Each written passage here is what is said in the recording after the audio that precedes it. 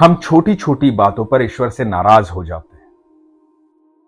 कह देते हैं कि अब बात नहीं करूंगा, पूजा पाठ नहीं करूंगा, झगड़ा कर लेते हैं, ईश्वर को मनचाही बातें सुना भी देते हैं, लेकिन वो हमारी बड़ी बड़ी गलतियों पर भी नाराज नहीं होते। यदि वो एक बार नाराज हो जाए तो सोचिए क्या होगा। हम पल भर में निर्जीव हो जाएंगे, हमारा अस्तित्व खत्म हो जाएगा। वो हमसे कभी नाराज नहीं होते। वो इसलिए नाराज नहीं होते क्योंकि वो हमसे बेहद प्रेम करते हैं। उनके प्रेम का एक प्रसंग आपको सुनाता हूं, बड़े ध्यान से सुनिएगा। हरे कृष्ण दोस्तों, मैं हूं अनुज शर्मा। दिल्ली जनकपुरी में रहने वाली सोनी बताती हैं कि शादी से पहले भगवान की बहुत आराधना करती थी, सारे उपवास रखती थी। जन्माष्टमी, शिवरात्रि, महादेव की अनन्य भक्त थी, महादेव से बातें करती थी। उसके बाद शादी हुई। शादी होने के बाद जिम्मेदारियां बढ़ जाती, चाहे वो पुरुष हो या महिला।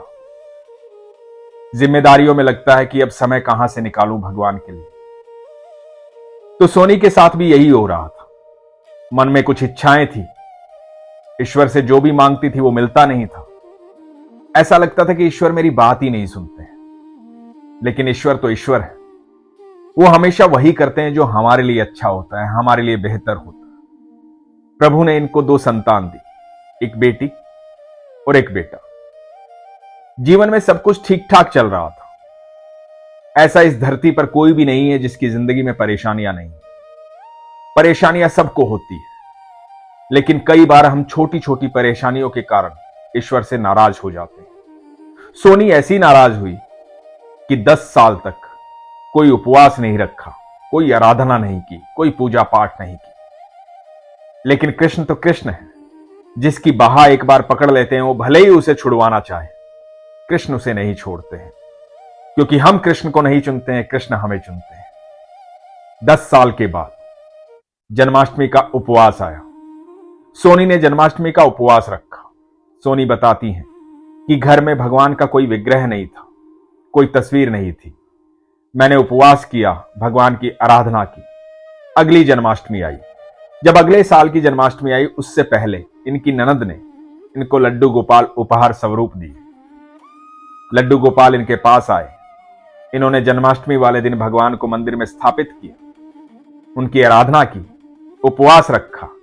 और जब जन्माष्टमी खत्म हो गई, अगले ही दिन उन्होंने लड्डू गोपाल को डब्बे में पैक किया और डब्बे में पैक कर करके लड्डू गोपाल को रख दिया। समय बीतने लगा। उसके बाद फिर एक और जन्माष्टमी आई। जब जन्माष्टमी आने वाली थी, उससे पहले इनको एक सपना आया। सपने में एक नन्हा सा बालक आया। बालक ने आके कहा कि मुझे बाहर निकालो। ये घबरा गई, चिंतित हो गई। इन्होंने अपनी बहन से इस बात का जिक्र किया कि मुझे इस तरह का सपना आया है। तो बहन ने बताया कि लड्डू गोपाल हैं, वो कृष्ण हैं, उनको बाहर निकालो, मंदिर में स्थापित करो, उनकी सेवा होती है, उन्हें मंदिर में रखा जाता है, उनको इस तरह से डब्बे में पैक करके नहीं रखा जाता है। वो ईश्वर हैं, तुमने उनकी आराधना की है तो उनकी आराधना करो। लड्डू गोपाल को डब्बे से बाहर निकाला गया। फिर से आराधना शुरू हुई। सोनी बताती है कि घर में सुख, शांति और समृद्धि आनी शुरू हुई। सब कुछ अपने आप अच्छा होने लगा। थोड़ा समय बीतने लगा। अब घर में ईश्वर की पूजा होती थी, आराधना होती थी, सकारात्मक ऊर्जा का प्रवेश हो रहा था, सब कुछ ठीक ठाक हो रहा था। एक दिन शुक्रवार की रात थी। शुक्रवार की रात को इनको एक सपना आया। सपने में इन्हें दिखाई दिया कि एक गांव में गई हैं, कुछ ढूंढ रही हैं। ये ढूंढ रही हैं, इतने में एक बच्चा आता है, एकदम काले रंग का बच्चा। आकर के इनके कंधे पर हाथ रखता है और कहता है, तुम जहां भी जाना चाहती हो, जिसे भी ढूंढ रही हो, मैं उसके पास तुम्हें पहुंचा दूंगा। सोनी उस बच्चे की तरफ देखती है, उसके माथे पर प्यार करती है।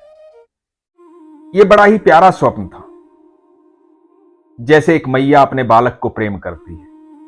वैसे ही इन्होंने उस बच्चे को प्रेम किया था। सुबह होती है, शनिवार का दिन है। इनको लगता है कि मुझे रात्रि में शनिदेव ने दर्शन दिए। ये भावुक हो जाती है, बड़ी खुश होती है कि शनिदेव ने मुझे दर्शन दिए।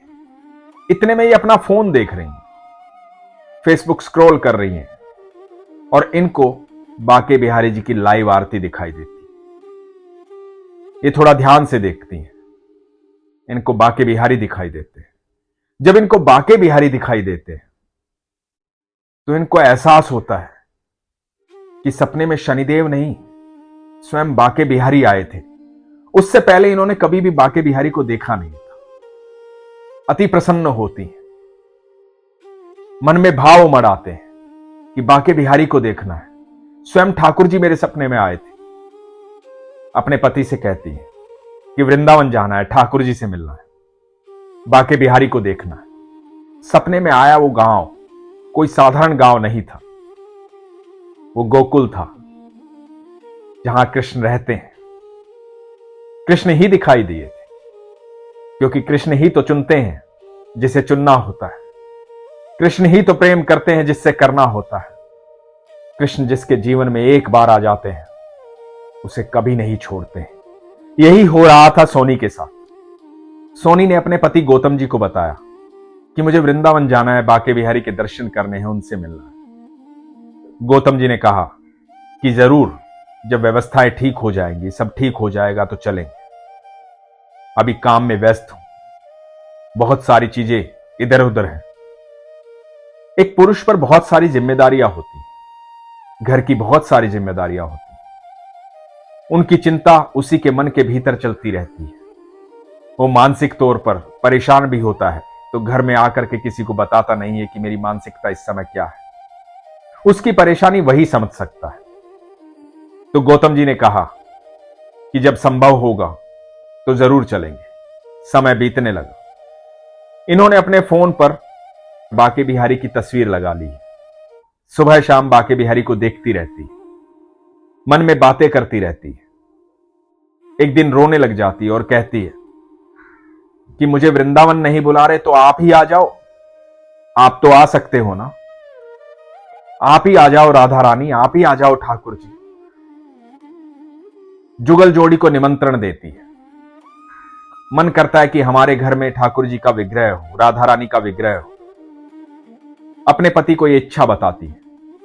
पति कहते हैं कि अभी किसी काम में व्यस्त हूं, मेरा काम बन नहीं रहा है। जब मेरा काम बन जाएगा तो जरूर मैं तुम्हारी इच्छा पूरी कर दूंगा। अगले ही दिन पति को फोन आता है और गौतम जी का काम बन जाता है। सोनी गौतम जी को कहती कि अब तो आपका काम बन गया। तो गौतम जी कहते कि हां, अब जरूर ठाकुर जी को, राधा रानी को लेकर आएंगे।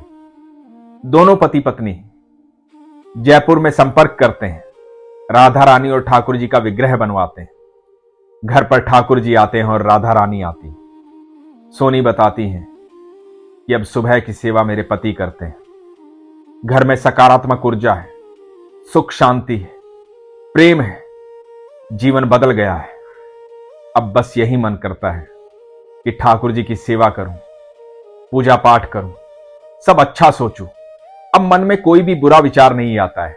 भगवान से कोई नाराजगी नहीं है, ना मेरी नाराजगी है, ना ही गौतम जी की नाराजगी है। अब सब खुश है। बस मन में एक ही इच्छा है कि ठाकुर जी वृंदावन बुलाएं। वृंदावन जाना चाहती है। यह अवश्य होगा, ठाकुर जी बुलाएंगे, क्योंकि ठाकुर जी ने सबका समय निर्धारित कर रखा है।